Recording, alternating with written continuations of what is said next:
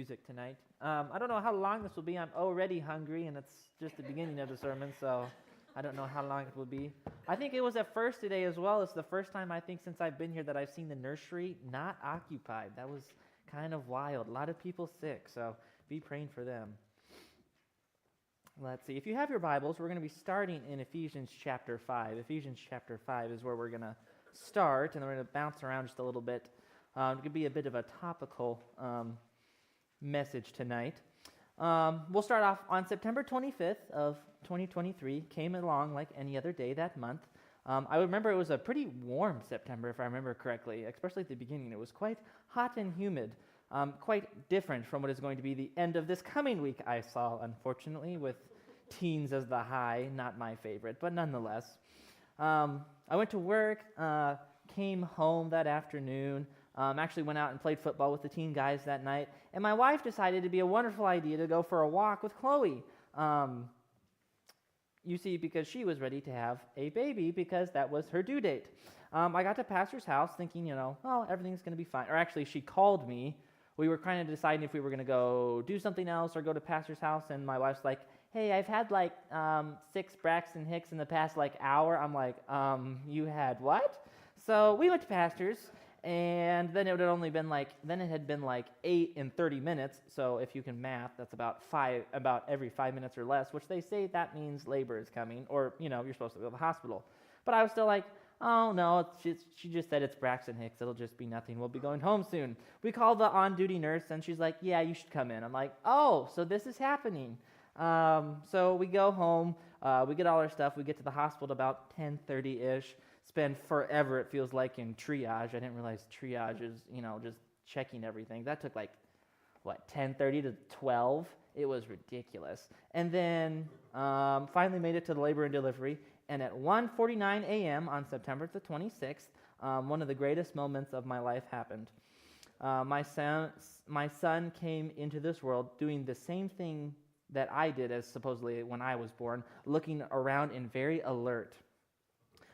He cried just a little bit, and then he didn't cry. He was very nice to his mother. He didn't cry again for 2 hours. I was very impressed. Very, very sweet baby. Still, well, most of the time sweet, not always. He has his moments. Having Jackson has been one of the greatest blessings of my life. However, it has also been one of the greatest lessons of my life. I have learned much about myself and wish to grow in many areas that he has shown me. And today, I wish to share 3 things that I have learned from Jackson Paul Stonewall Cutler. So if you have your Bibles, turn to Ephesians chapter 5. Ephesians chapter 5.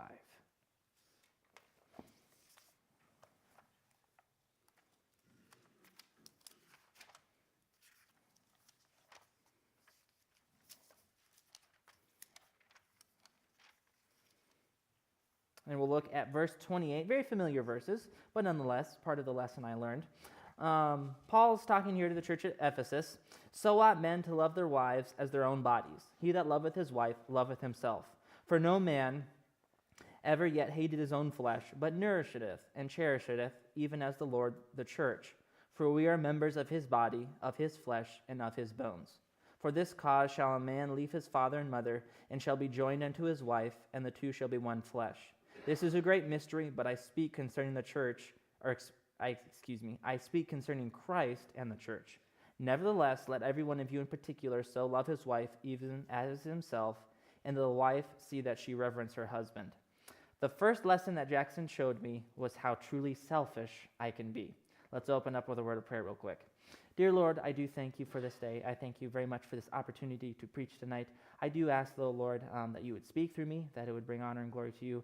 And I do ask, there's many people sick tonight, and loved ones that we know, church family, and I do ask that you would bring healing and just restoration of their physical bodies. We miss them tonight, Lord. And may you just, again, be glorified tonight, Lord, in your name. Amen. We as men, I believe, are called to sacrifice for our wives and families, chiefly in our lives. Yes, the wife sacrifices as well, but I think it is almost a calling for the husband to sacrifice for his wife.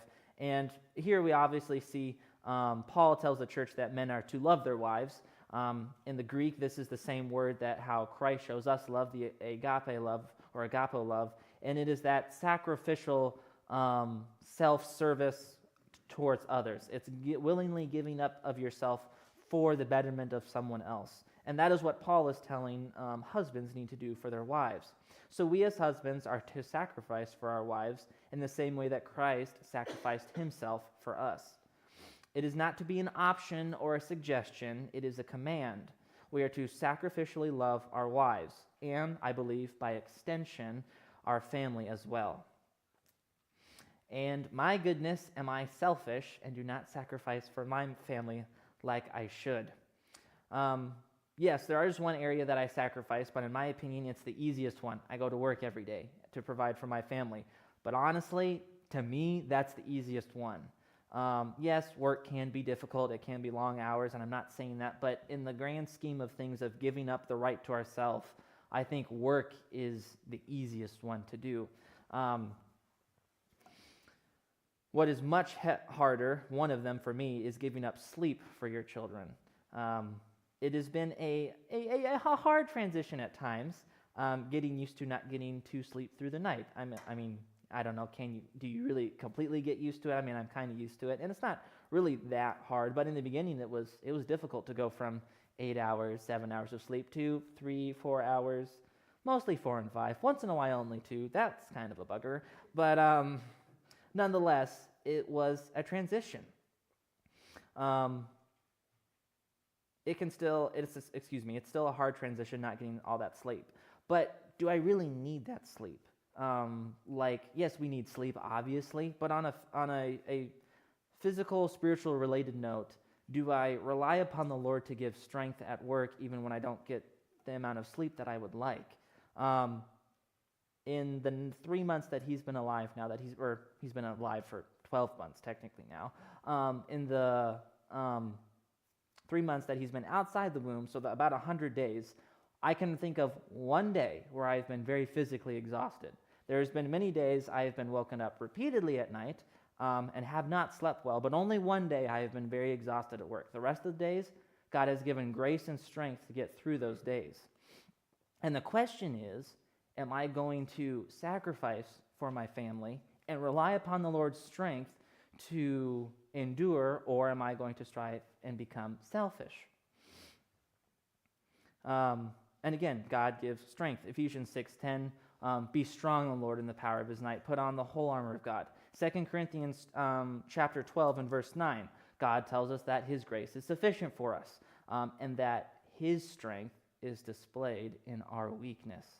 God's strength cannot be shown when we are strong. It is through our weakness that he is displayed. But still, sleep is not the biggest area I was selfish in. I am selfish and disconnected at times from my family because I come home from work and want to do my own thing, whether that's working on something else or preparing for the next day. I want to do something for myself. And for me, this is the greatest enemy I face. I believe we as men are called to protect, provide, and preside physically, emotionally, and spiritually for our families and with our families. And quite honestly, I have not done the job I should be when coming home. I have not been presiding with my family as I should.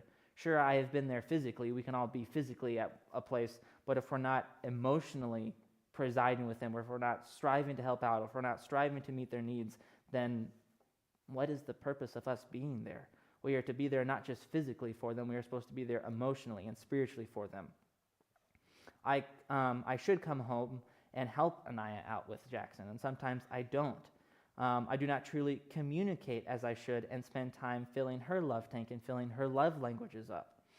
I spend, this is a big one, and it's a danger as the time marches on. I spend too much time on my phone. Can anyone relate? It is a particular danger, I think, the younger you go, as the next generations come up and have greater access, it becomes a greater danger. We live in a world of great distractions, perhaps no greater in all of human history have we had greater distractions. There's always been distractions. There's always been things that can take our time away since the beginning of time, since God created the earth. But at no time in history have we been able to provide for our needs in an easier way to provide extra time to be distracted. and not be about eternal things or the needs of our family. We can be about things that really don't have eternal value. And that is where I need to be careful. Colossians 3, verse 23 says, "And whatsoever you do, do it heartily as to the Lord and not unto men." Whatever we are doing, we're supposed to be, one, doing our best, and two, doing something that has eternal value. So, when I'm not doing that, I'm not fulfilling my calling as a father. Everything our Lord did, he did on purpose, and so should we. Everything I do should be on purpose. I must learn to be selfless. And going into my next point, my next lesson he taught me is to set realistic expectations. To set realistic expectations. Turn to Acts chapter 15. Acts chapter 15.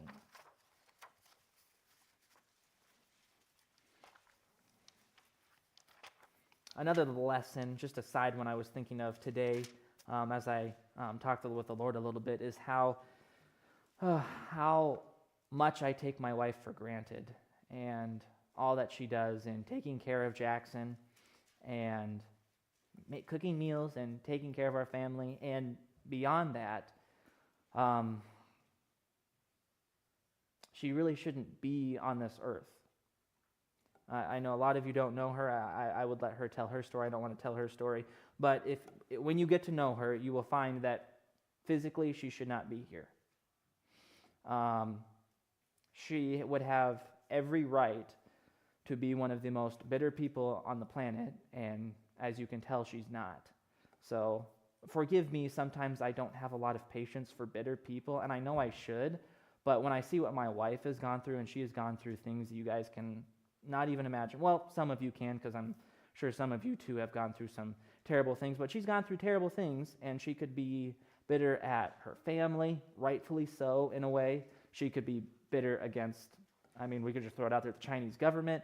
That's kind of a broad one, but nonetheless still true, and yet she's not. So sometimes I have less patience for bitter people because I'm like, well, my wife has every right to and isn't, so you need to build a bridge and get over it. But I know I shouldn't be like that, and I try and show grace.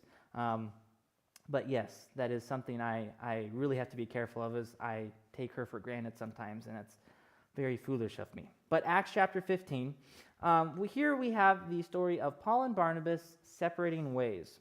So we'll pick up in verse 36. So Paul and Barnabas have gone on a missionary journey. They're about to go back. They've come back to settle a dispute theologically with the church in Jerusalem, because you had saved Jews, particularly saved Pharisees, going around telling Christians that they all had to be circumcised, adding the law to grace. And Paul and Barnabas were saying, no, this isn't true. So they went back to Jerusalem to talk with the pastor there, James, Jesus' half-brother, and then Peter was there and other people. So they tried to, hash it out and figure out, what does the church really say on grace and works? And they came to the conclusion that, yes, it is by grace through faith. Saved Gentiles did not have to be circumcised to be saved, contrary to what people were teaching. So they get done with that. They have those letters of approval that saying, hey, this is what true doctrine is, and they're going to go out and see the churches that they've planted. So we pick up here. And some days after Paul said unto Barnabas, let us go again and visit our brethren in every city where we've preached the word of the Lord, and see how they do. So they're going to follow up with their converts. And Barnabas determined to take with them John, whose surname was Mark. And I'm sure you all know Acts well, Mark had started out on their journey with them the first time, and then pretty quickly dropped out and went home. We don't know exactly why. The Bible tells us that he left them and went home. But Paul, picking up at verse 38, thought not good to take him with them, who departed from them from Pamphylia, and went not with them to the work. And the contention was so sharp between them that they departed asunder one from the other. And so Barnabas took Mark and sailed unto Cyprus, and Paul chose Silas and departed, being recommended by the brethren unto the grace of God. And he went through Syria and Cilicia, confirming the churches. So it would appear that until the point of them actively planning the trip, they did not communicate their expectations to one another. I know it's a little bit different, but I think it's still applicable, that Paul and Barnabas had an expectation of what their second missionary journey was going to be. And they did not communicate what that expectation they had to the other. So when they get ready to go plan this missions trip and leave, like right up to leaving, instead, they got in a sharp disagreement over taking Mark with them. Barnabas wanted to, Paul did not. Who was right and wrong at this point is not really the point of the message. I would kind of lean towards Paul a little bit, simply because Paul later on says, hey, Mark is valuable for the ministry. But truly, I don't really think either of them were wrong, but neither of them were right. To have an argument where they break up and go their separate ways was not what would have been honoring to the Lord. But I don't think their points, either of them, were wrong. They were following their character. Barnabas was a man who would take people and give them a second chance. He gave Paul a second chance, who he knew was responsible for murdering Christians, and he helped bring him in to the church in Jerusalem and other places, helped disciple him, and convince people that, hey, this man truly is saved, we need to invest in him. Paul was a man that knew what was right and what was wrong. He was look at his letters. He was to the point, he was black and white. So they're both operating within their character. They're both operating within what the gifts God had given them, and yet they used those gifts incorrectly in fighting with each other. And they had expectations based upon their character. So yes, I don't think really either of them were wrong, but they were both wrong, and they were both right. But that's beside the point. We're looking at setting realistic expectations. They set unrealistic expectations with each other because they did not communicate with each other what they expected. I have experienced this in my own life, more vividly since having Jackson. At times, I will expect my wife to take care of him so I can go to sleep for work. And sometimes she will expect me to take care of him because she's had him all day. Are both of those reasonable expectations? Yes, I would say so. But did we communicate what we expected? No. And then we get upset with each other because we feel like our rights are violated. Or, more foolishly on my part, I expect Jackson to sleep for a certain set amount of time, even though I have very little control over that, and I have no way to communicate that I expect him to sleep that long. I have no way to communicate that to him, besides telling him, which he does not understand. In marriage, oftentimes we can get upset with each other for a few reasons I have seen. First of all, we get upset with each other when we feel our personal rights are violated. Secondly, we feel inadequate, but instead of facing our own fears, we tend to push that onto our spouse and get upset with them. And, like I said, we get upset when we have expectations that are not met because we did not properly communicate. We need to set proper expectations for our family. Marcus Aurelius was perhaps the last great emperor of Rome. He expanded the borders. He fought off invaders in what would now be Germany and Hungary, and he did much to strengthen and bring prosperity for the empire. He was the last emperor during what is known as the Pax Romana, the golden age of Rome, where there was mostly peace and prosperity within the empire. He took his son, Commodus, with him to war and taught him how to be a good emperor. But maybe he taught him a little bit too much, because as Commodus became emperor when Marcus Aurelius died, he abandoned every good thing his father taught him and was a terrible emperor. He lived for pleasure. He did not strengthen the borders. He did not maintain a high moral standard in the empire, and he was eventually assassinated by people. So Marcus Aurelius was a great emperor, but he was a bad father. And I think Marcus had a high, perhaps a too high expectation that he did not properly communicate to Commodus, that Commodus never felt he could live up to. We need to be careful setting unrealistic, unsaid expectations for our children, for our families, for our spouses. We should not expect them to be perfect. And we cannot expect them to meet our expectations if we do not communicate. I think we should have dreams and goals for our children, and I think we should communicate expectations.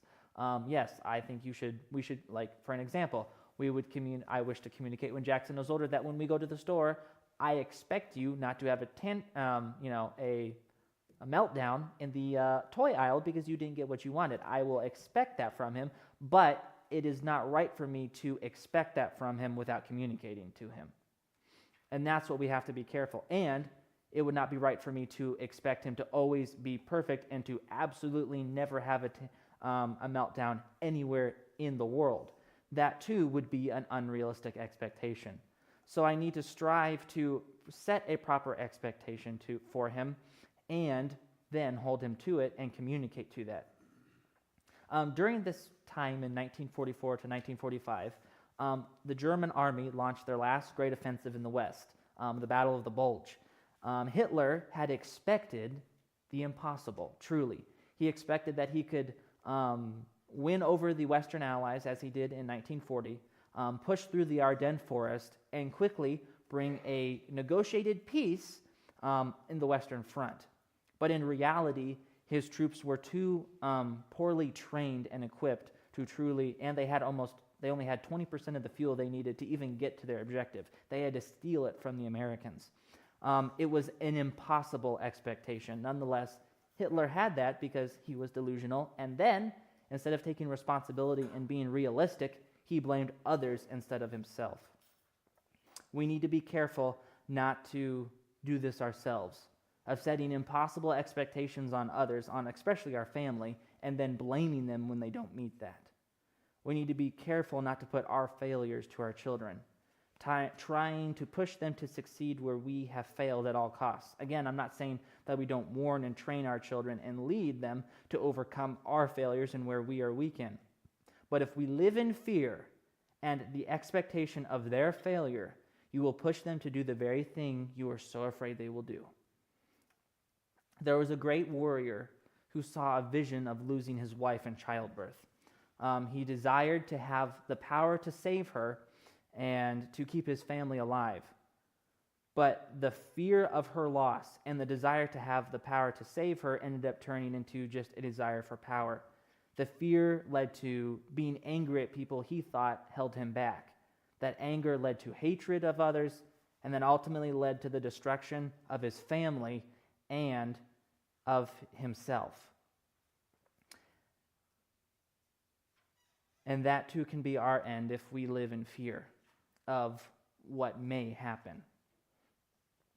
We must be willing to set realistic expectations. And then finally tonight, having children amplifies what is on the inside, which leads me to my final point. Jackson has taught me that he amplifies things in my life. From my experience, things in our life are amplified or multiplied when you have a child. Obviously, your family grows. It multiplies. Your love, at least for me, my love for my wife has increased, and my love for my son.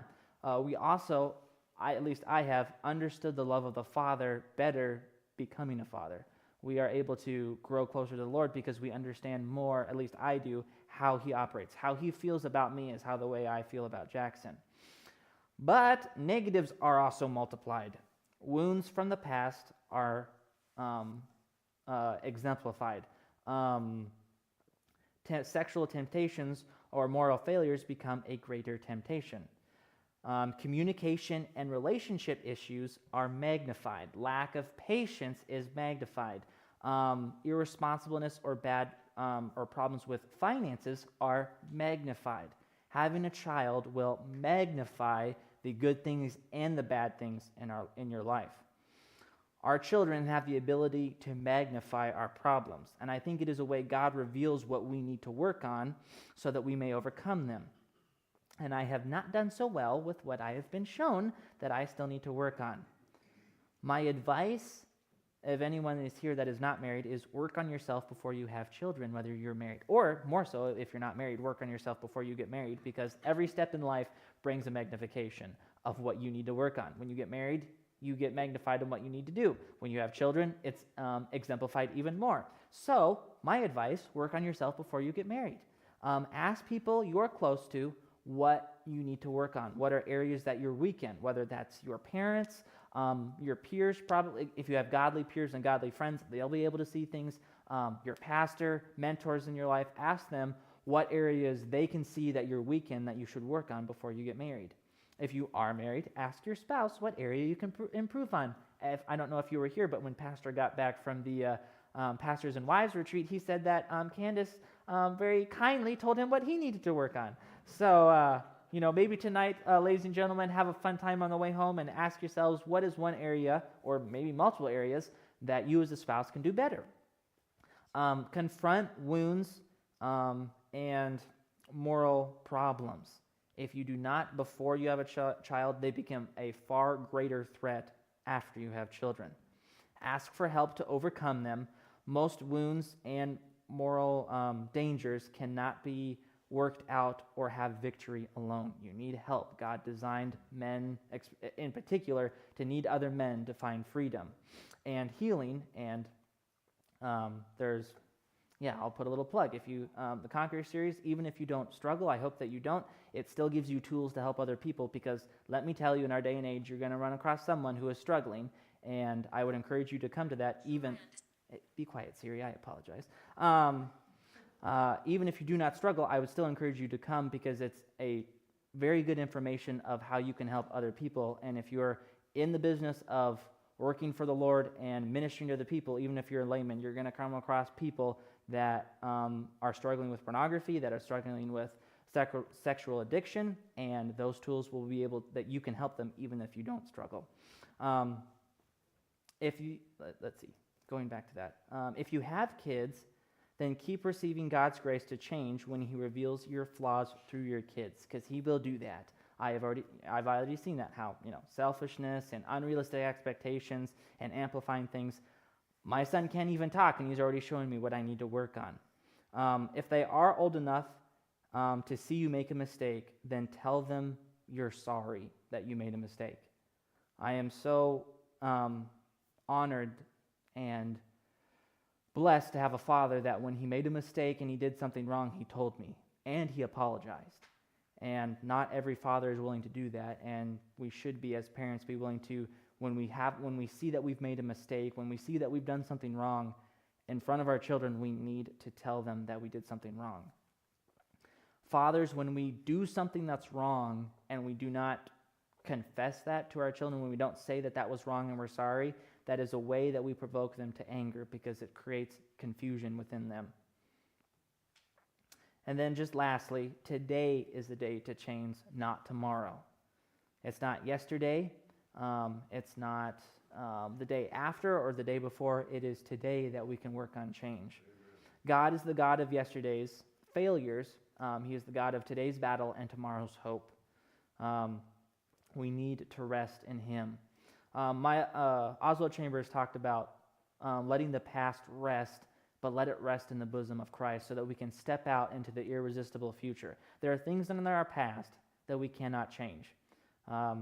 My greatest thing so far that I have done bad as a father was one night Jackson was not sleeping well. I don't even know why it was, but he was not having a good night. He was crying a lot. And in a moment of selfishness and impatience, because I was tired, I yelled at him saying, "Be quiet." As you can imagine, that did not work. That scared him very much. And that is, so far, I pray that would be the only thing. I doubt it will be, but I pray that is the only thing I majorly regret as a father, is yelling at him at that age. I'm glad he won't remember that. But even with that failure, even with that thing of, I wish I hadn't done that, God is still the God of that failure, and I don't have to dwell there and be afraid of doing it again. I get to change now. I get to learn patience. I get to understand that He is not going to have a consistent schedule right now, and then I can look in hope to what God has for tomorrow, that I can do the right thing today. Let's close in a word of prayer. Dear Lord, I do thank You for today. Thank You for this opportunity to preach, and I hope, Lord, that I just simply would truly apply these lessons that You have taught me, that You've shown me. I don't know if I have learned them yet, because I don't think I'm applying them like I should. I hope that I apply the lessons that You have showed me, that I need to be more selfless, that I need to set better expectations and not have unrealistic expectations. And I need to understand that Jackson will amplify, magnify, and multiply the things in my life, whether that's good things and whether that is bad things. And I need to understand that. And I'm so thankful, Lord, that you are the God of yesterday. You are the God of our failures, that we are not held into our failures, that we can fall 7 times, and yet the righteous man gets back up again. And I'm so thankful for that. Pray you just bless us as we go out tonight again. May we